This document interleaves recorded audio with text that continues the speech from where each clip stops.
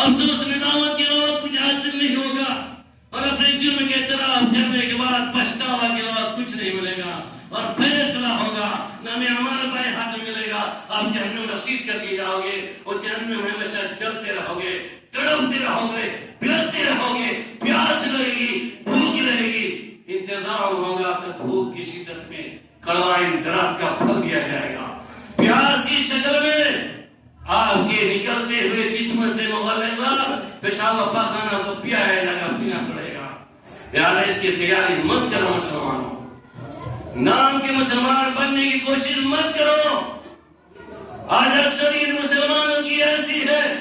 جو ٹلیس کے تعداد بڑھانے کے لیے ہے، مسجد میں تعداد بڑھانے کے لیے نہیں ہے، مسجد میں تعداد اتنی ہوتی ہے جو بڑے 4-10 افراد ہوا کرتے ہیں۔ افسوس کا عالمیہ یہ ہے، افسوس کا مقام یہ ہے کہ جس مسلمان کو کلمہ توحید سے رب العالمین نے نوازا تھا، جس مسلمان کو اللہ رب العالمین نے ہماری ہدایت کے لیے قرآن جیسی مقدس کتاب کو نازل فرمایا تھا تاکہ ہدایت کی سب چشمہ ہے، اور اس مسلمان کی جس قوم کو رب العالمین نے ہدایت اور طلب کرنے کے لیے صحیح راستہ تلاش کرنے کے لیے سب سے بہتر شخصیت محمد رسول اللہ صلی اللہ علیہ وسلم کا انتخاب کیا تھا۔ آج ہم نے قرآن کی تعلیمات کو بھلا ڈالا، آج ہم نے محمد رسول اللہ صلی اللہ علیہ وسلم کی تعلیمات کو بھلا ڈالا، اس کے بعد ہمیں مرنے کی بھی کوئی فکر نہیں ہے، آخرت کی بھی کوئی فکر باقی نہیں رہے گی۔ اس کے بعد ہم کہتے ہیں مسلمان ہیں، یہ مسلمان ہیں جنہیں دیکھ کے شرمائے ہو،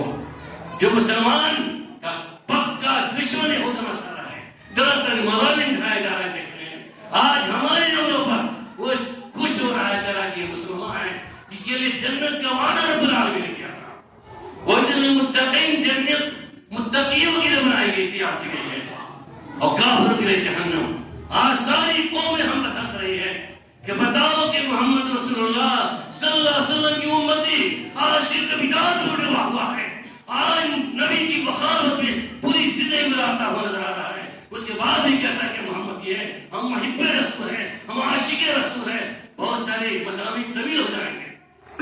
کہنے کا مطلب یہ ہے کہ زبانی دعویٰ سے کام چلنے کا نہیں ہے، بلکہ اپنی زندگی کی تبدیل لائے اور شرک بدعات سے توبہ کرتے ہوئے اللہ رب العالمین کی وحدانیت میں گامزن ہوتے ہوئے اللہ کی عبادت میں لگ جائیے، اور اس آخرت کی فکر کیجیے جہاں ہم سب کو جانا ہے۔ دنیا مدد الآخرہ، دنیا آخرت کہتی ہے، وَدُوسْرَ الْحَيَاةَ الدُّنْيَا،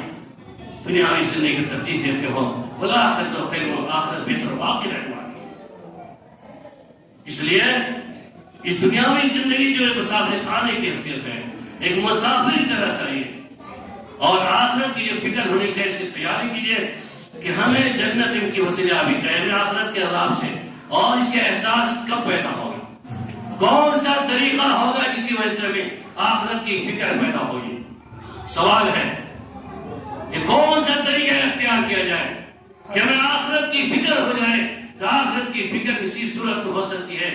کم نمبر 1 کہ آپ اپنے اندر احساس پیدا کیجیے، احساس کمتری کے شکار مت ہوئیے۔ جس دل میں احساس پیدا ہو جائے گا اس دل کے اندر ایمان کی دولت مسجر ہوگی، اور محب رسول جاگوزی ہوگی، اور سماج کے اندر کوئی برائی اسے صادر نہیں ہو سکتی ہے۔ اور افسوس کہ ہمارے میں احساس کا جذبہ ختم ہو چکا ہے، احساس تو ہمارے اندر ہے ہی نہیں۔ ایک زناکار جب زناکاری کرتا ہے اس کے دل میں احساس تک بھی نہیں ہو رہا ہے۔ نوجوانوں میں آپ سے مطالبہ کر رہا ہوں، جوانی کے ایام بڑے خطرناک ہوتے ہیں، اور آپ سے اکثر مسلمان کی اکثری نوجوانوں کی ہے، نوجوانوں کی فضل ایک طرف ہے، لیکن آج کے نوجوان آج سماج کے اتنا گند پھیلاتا ہوا نظر آ رہا ہے، زناکاری بدکاری کے اندر عام ہے۔ ننھے منھے بچے آپ کی جس کی تربیت صحیح تعلیم نہیں ہے، صحیح تربیت رہی ہے، آپ سماج کے اندر اٹھا دے سکتے ہیں۔ ہمارے 10 سال 15 سال کے بچے آج سماج کے اندر سولیشن پیتے ہوئے نظر آ رہا ہے، بچے سولیشن پی رہے ہیں، سگریٹ پی رہے ہیں، شراب نوشی کر رہے ہیں، اور آپ میں زناکاری بدکاری بھی کرتے ہیں۔ نوجوانوں میں تمہارے سامنے پیغام دینا چاہتا ہوں، اگر تمہارے نفس کے اندر ہچکولے مار رہا ہے تو اللہ کے واسطے اس برے فعل سے باز آ جاؤ، تاکہ آخرت کے اندر پکڑنے ہو جائے۔ جہنم کے جس چیز سے تم مزہ لے کر کے حاصل کرتے ہو اسی مغلظات کو اسے تمہارے منہ میں ڈالا جائے گا۔ نوجوانوں اپنے آپ کو ہوشیار رہو، خاص کر کے اپنے آپ کو سمجھ جانا۔ جب شیطان تمہارے اندر وسوسہ ڈال دے، نوجوان ہو، بوڑھا ہو، بچے کوئی بھی ہو، زناکاری بدکاری کا آمادہ ہو جانا تو اس وقت یاد کر لینا جہنم کی سختیوں کو، خاص کر اپنے ماں اور بہنوں کو یاد کر لینا کہ آج تم جس بہو بیٹیوں کی عزت کے ساتھ کھلواڑ کرنے جا رہے ہو، وہ سامنے اپنے بیٹی کو سامنے یاد کر لینا، اپنے بہن کو سامنے یاد کر لینا، اپنی ماں کو سامنے یاد کر لینا۔ نوجوانوں سے علاوہ بوڑھے لوگوں کا معاملہ ایسا آتا ہے کہ 70-80 سال کا بوڑھا بھی 5-10 سال کی بچی کے ساتھ زناکاری بدکاری کرتا ہوا نظر آتا ہے۔ کاش یہ اپنی بیوی کو یاد کر لیا ہوتا، کاش یہ اسی جگہ پر اپنے ماں کو یاد کیا ہوتا، کاش یہ اپنی بیٹی کو یاد کیا ہوتا، کاش یہ اپنے بہن کو یاد کیا ہوتا، تو سماج میں کے اندر زناکاری بدکاری عام نہیں ہوتی۔ یہ ہمیں احساس ہمیں نہیں ہو رہا، اس کا احساس پیدا کرنے کی ضرورت ہے۔ جب یہ احساس نہیں ہوگا یہ برائیاں ختم نہیں ہو سکتی ہے۔ لاکھ تقریریں آپ کے سامنے کر دی جائے، بڑے بڑے واعظ خطیب چلے آوے، آپ کے جب تک احساس نہیں پیدا ہوگا برائی نہیں ختم ہو سکتی ہے۔ میرے مسلمان بھائی، نوجوان اور بوڑھو، جتنے بھی محترم حضرات ہیں، شعور حضرات ہیں، ان سے میرا مطالبہ ہے کہ اگر آپ زناکاری کی عادی ہے تو اللہ کے واسطے توبہ کیجیے کہ آخرت کی گھڑی آنے والی ہے، یہ سزا بھگتنے کا تیار رہیے۔ آپ شراب نوشی کی عادی ہے تو آپ اس حدیث کو، تاریخ کو یاد کیجیے، اللہ کے نبی صلی اللہ علیہ وسلم کو جب اللہ تعالیٰ نے منع کیا، کس طریقے سے صحابہ کرام نے منہ میں لگایا تھا شراب سے توبہ کر کے، سارے مٹکوں کو پھوڑ کے بہا دیا تھا، پورے مدینے میں شراب کی نالی بہہ پڑی تھی۔ کون سی بات تھی، کون سا جلوہ تھا؟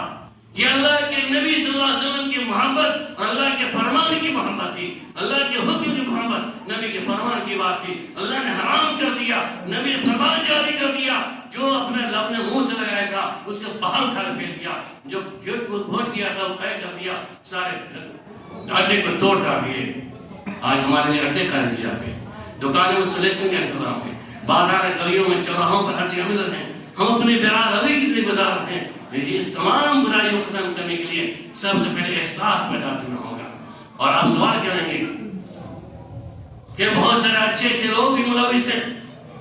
یقیناً حقیقت بات یہی ہے،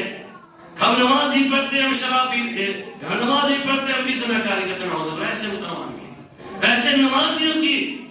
حالتیں بھی ملی ہیں، پنجوتا نمازی بھی ہے، حاجی بھی ہے، غیروں کی بیٹیوں پر جب ڈاکہ ڈالتے ہوئے لگایا، نمازی بھی ہے، بےایمانی بھی کرتا ہے، نمازی بھی ہے، گالی بھی بکتا ہے، نمازی بھی ہے، اور جیسے برائیوں مبتلا، غیبت، شکوہ، شکایت، سارے برائیوں مبتلا ہوتا ہے۔ اس کا مطلب یہ ہے کہ اس کی نماز کی اہمیت کیا ہے، وہ نمازی نہیں ہے،